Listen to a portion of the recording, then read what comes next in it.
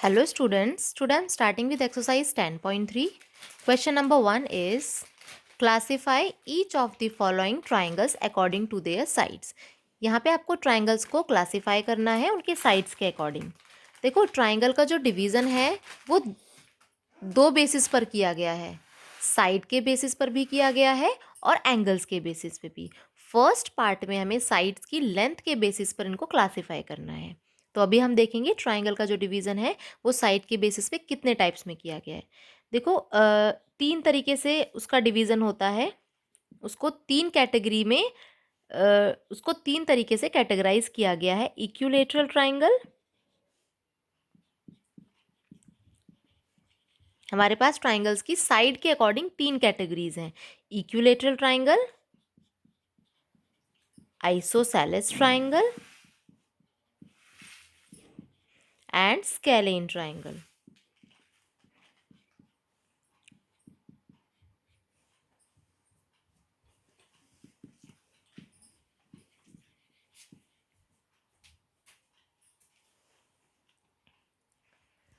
देखो equilateral triangle कौन सा ट्राइंगल होता है? जिस ट्राइंगल की सभी साइड्स बराबर होती है उस ट्राइंगल को हम बोलते हैं इक्विलेटरल ट्राइंगल. मतलब जिस ट्राइंगल की सभी साइड्स की लेंथ बराबर होगी यानी कि ऑल साइड्स इक्वल होंगी उसे हम बोलते हैं इक्विलेटरल ट्राइंगल. और आइसोसेलेस ट्राइंगल क्या होता है? जिस ट्राइंगल की any two sides are equal, कोई भी दो साइड्स बराबर होती हैं उसको हम बोलते हैं isosceles triangle.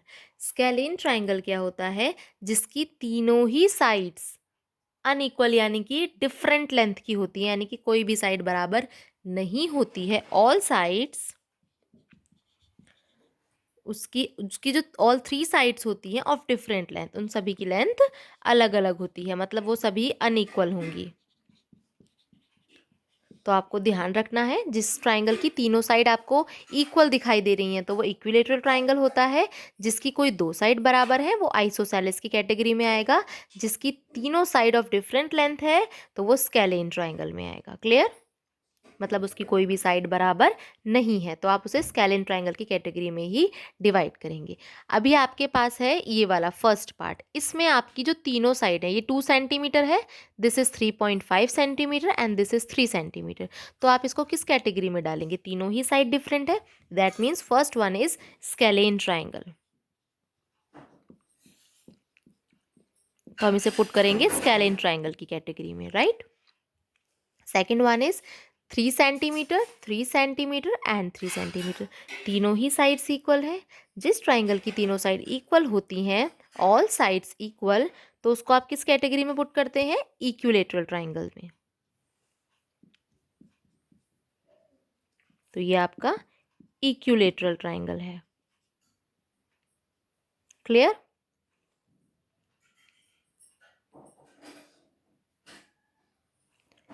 Now third one is, ये आपकी 2.5 सेंटीमीटर है, दिस इज 4 सेंटीमीटर और ये भी आपकी 4 सेंटीमीटर. तो हम इसे किस कैटेगरी में पुट करेंगे? इसमें आपकी दो साइड बराबर है और जिस ट्राइंगल की दो साइड इक्वल होती हैं उसे हम किस में पुट करते हैं? आइसोसेलेस ट्राइंगल वाली कैटेगरी में.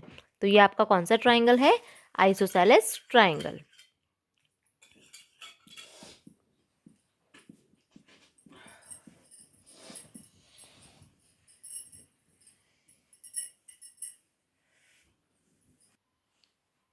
Question number 2 is classify each of the following triangles according to their angles.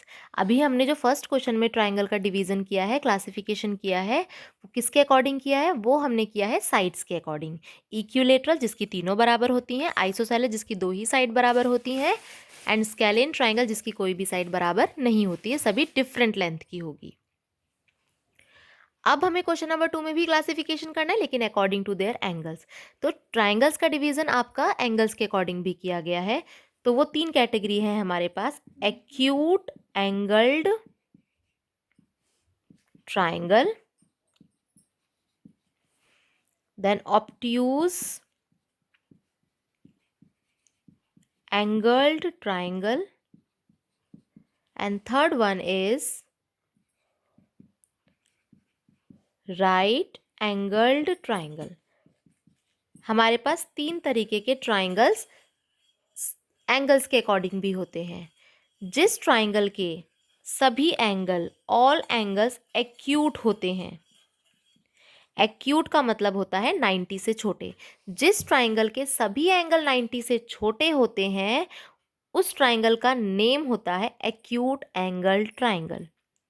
जिस ट्राइंगल का एनी वन, कोई भी एक एंगल ऑब्ट्यूज होता है, ऑब्ट्यूज का मतलब होता है 90 से बड़ा, जिस ट्राइंगल का कोई भी एक एंगल अगर 90 से बड़ा है तो वो ट्राइंगल आपका ऑब्ट्यूज एंगल ट्राइंगल वाली कैटेगरी में आ जाता है। नाउ राइट एंगल ट्राइंगल, वो ट्राइंगल होता है जिसका एनी वन, कोई भी एंगल आपका 90 डिग्री का होता है, जिसका कोई एक एंगल आपका एनी वन एंगल, कोई भी एक एंगल आपका जब ऑब्ट्यूज होता है तो ऑब्ट्यूज एंगल ट्राइंगल की कैटेगरी में आ जाएगा, और जिस ट्राइंगल का कोई भी एक एंगल आपका 90 डिग्री का होता है तो वो आपका राइट एंगल ट्राइंगल की कैटेगरी में आ जाएगा। क्लियर? एक बात ध्यान रहे, मैंने अभी first category acute angle triangle बोली है, वो ट्राइंगल होता है जिसमें तीनों ही 90 से छोटे होते हैं, यानी कि तीनों ही एक्यूट होते हैं। तीनों एंगल अगर आपके 90 से छोटे हैं तो वो आपका एक्यूट एंगल ट्राइंगल कहलाता है। लेकिन ऑब्ट्यूज एंगल ट्राइंगल होने के लिए उसका सिर्फ एक एंगल 90 से बड़ा होना चाहिए, दो नहीं होते हैं 90 से बड़े, क्योंकि ट्राइंगल की जो बेसिक प्रॉपर्टी होती है एंगल की वो ये होती है the sum of all angle of a triangle is 180 degree. तो ऐसा तो पॉसिबल नहीं है कि किसी ट्राइंगल में दो एंगल ऑब्ट्यूज हो जाए, कि दो ही 90 से बड़े हो जाए, क्योंकि अगर दोनों 90 से बड़े हो गए तो सम आपका 180 से ज़्यादा हो जाएगा, तो कोई एक ही एंगल ऑब्ट्यूज होगा। अगर कोई एक एंगल किसी ट्राइंगल में 90 से बड़ा होता है तो वो आपका ऑब्ट्यूज एंगल ट्राइंगल की कैटेगरी में आता है। अगर कोई एंगल आपका किसी ट्राइंगल में 90 डिग्री का, एग्जैक्ट 90 डिग्री का होता है तो वो आपका राइट एंगल ट्राइंगल की कैटेगरी में आता है। और ऐसा पॉसिबल नहीं है कि किसी ट्राइंगल में दो एंगल आपके 90 डिग्री के हो जाएंगे, बिकॉज अगर दो 90 डिग्री के हो गए तो दो का ही सम 180 हो जाएगा, लेकिन बेसिक प्रॉपर्टी सेज कि तीनों का सम 180 होना चाहिए, राइट? तो इसका मतलब ये भी पॉसिबल नहीं है। कोई एक ही एंगल 90 डिग्री होगा तो उसका नाम हो जाएगा राइट एंगल ट्राइंगल, अगर एक एंगल ऑब्ट्यूज होगा that is obtuse angle triangle, और अगर तीनों एंगल एक्यूट होते हैं तो आपका एक्यूट एंगल ट्राइंगल होगा। देखो इसमें एक एक एंगल की बात की गई है, जो इसके रिमेनिंग दो एंगल्स होते हैं वो दो एंगल्स आपके एक्यूट ही होते हैं। अगर एक ऑब्ट्यूज होगा तो उसके जो रिमेनिंग दो एंगल्स हैं वो एक्यूट होंगे, ये 90 है तो रिमेनिंग जो दो एंगल होंगे वो एक्यूट होंगे। लेकिन टू आइडेंटिफाई करने के लिए, अगर हमें आइडेंटिफाई करना है कि वो कौन सा वाला ट्राइंगल है, किस कैटेगरी में आएगा, तो वो आइडेंटिफाई करने के लिए अगर एक आपको 90 से बड़ा दिख जाता है तो आप क्लियरली नाम दे सकते हैं ऑब्ट्यूज एंगल ट्राइंगल। अगर एक आपको 90 दिख जाता है तो आप क्लियरली उसको नाम दे सकते हैं राइट एंगल ट्राइंगल। क्लियर? अब हम क्वेश्चन पर आते हैं। फर्स्ट पार्ट इज, इस ट्राइंगल में अगर आप ध्यान देंगे तो आपका जो बी एंगल है that is 120 degree which is greater than 90, और मैंने अभी आपको बताया अगर आपका कोई भी एक एंगल 90 से बड़ा हो जाता है तो आप उसको किस कैटेगरी में पुट कर देंगे? Obtuse angled triangle. तो ये आपका कौन सा ट्राइंगल हो जाएगा? Obtuse angled triangle. अब आप बी पार्ट को ध्यान से देखेंगे, इसमें जो तीनों एंगल हैं वो तीनों ही आपके 90 से छोटे हैं, तो आप इसको किस कैटेगरी में पुट कर सकते हैं? जहाँ पे आपके सभी एंगल एक्यूट यानी कि 90 से छोटे होते हैं तो आप उसे एक्यूट एंगल्ड ट्राइंगल की कैटेगरी में पुट कर सकते हैं, यानी कि इस ट्राइंगल का नाम है acute angle triangle. Now third one is, अगर आप ध्यान से देखेंगे जो ये सिंबल होता है ये 90 डिग्री का ही होता है। क्लियर? तो इसमें आपका एक एंगल 90 डिग्री का दिख रहा है आपको, दैट मीन्स जहाँ पे आपका एक एंगल 90 डिग्री का होता है वो आपका राइट एंगल ट्राइंगल होता है। तो आप इसे किस कैटेगरी में पुट करेंगे? Right angled triangle.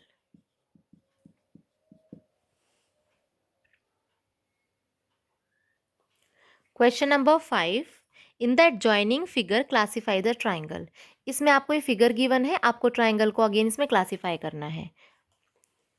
A part is with vertices A B C, आपको वो ट्राइंगल का नाम लिखना है जिसके वर्टिसेस ए बी सी है इस फिगर को देखकर, जिसके वर्टिसेस ए बी और सी होंगे और उसमें ए बी और ए सी बराबर होंगे।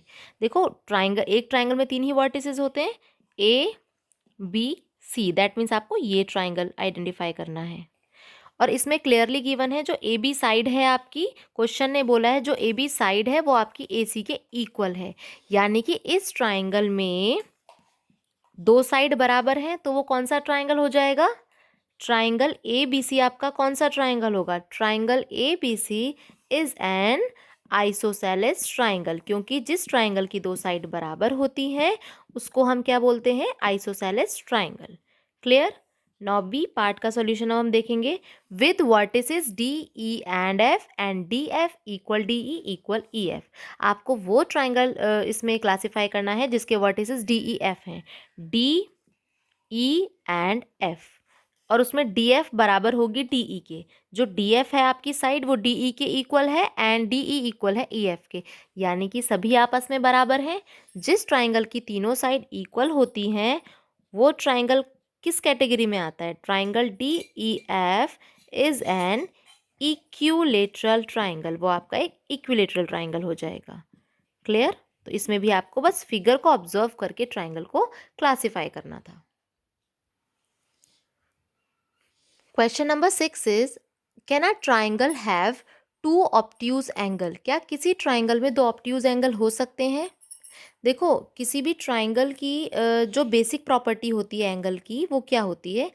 कोई भी आपका वो कोई सी किसी भी टाइप का ट्राइंगल हो, चाहे वो स्केलिन हो, आइसोसेलेस हो, या इक्विलेटरल हो, एक्यूट एंगल ट्राइंगल हो, ऑब्ट्यूज एंगल ट्राइंगल हो, या राइट एंगल ट्राइंगल, किसी भी कैटेगरी का ट्राइंगल होगा, दुनिया का कोई भी ट्राइंगल होगा, उस ट्राइंगल के तीनों एंगल का सम आपका 180 से ज़्यादा नहीं होता और ना ही 180 से कम होता है।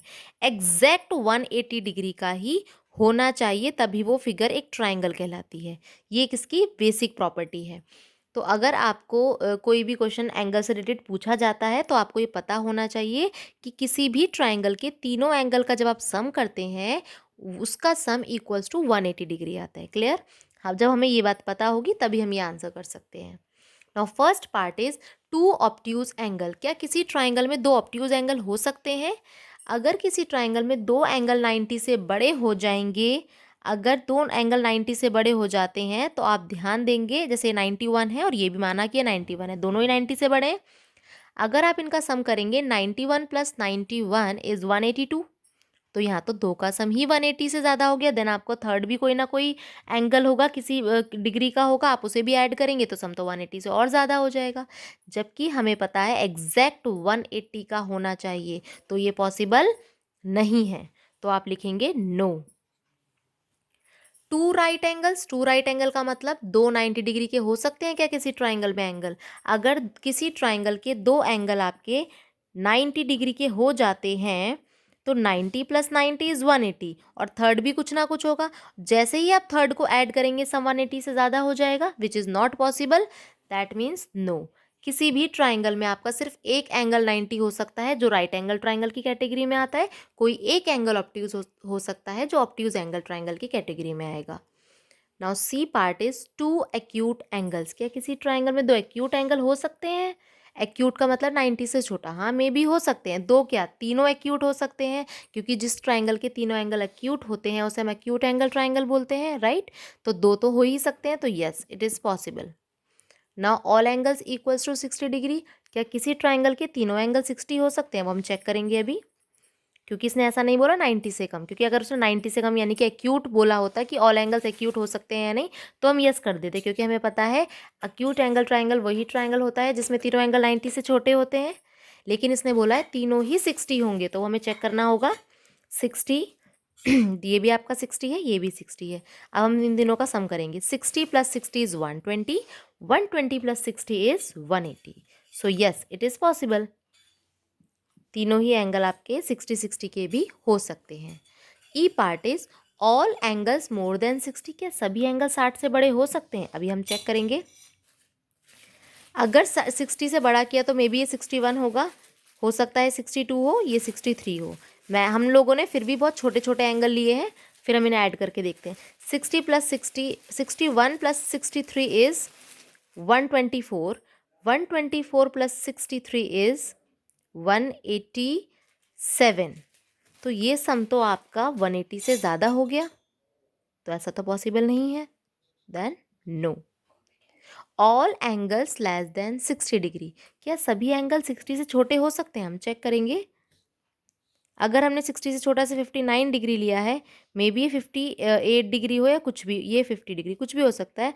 अगर आप इन तीनों का सम करेंगे तो ये आपका 180 से छोटा आएगा, विच इज़ नॉट पॉसिबल। हमें पता है सम एग्जैक्ट 180 आना चाहिए, तो ये केस भी आपका नो है। सभी एंगल 60 के हो सकते हैं, लेकिन कोई भी सभी एंगल 60 से बड़े और सभी 60 से छोटे नहीं हो सकते। सभी या तो इक्वल टू 60 होंगे, लेकिन सभी एक साथ 60 से बड़े हो जाएंगे और सभी एक साथ 60 से छोटे हो जाएंगे, ये पॉसिबल नहीं है। सभी 60 हो सकते हैं, ये पॉसिबल है। क्लियर है सभी को?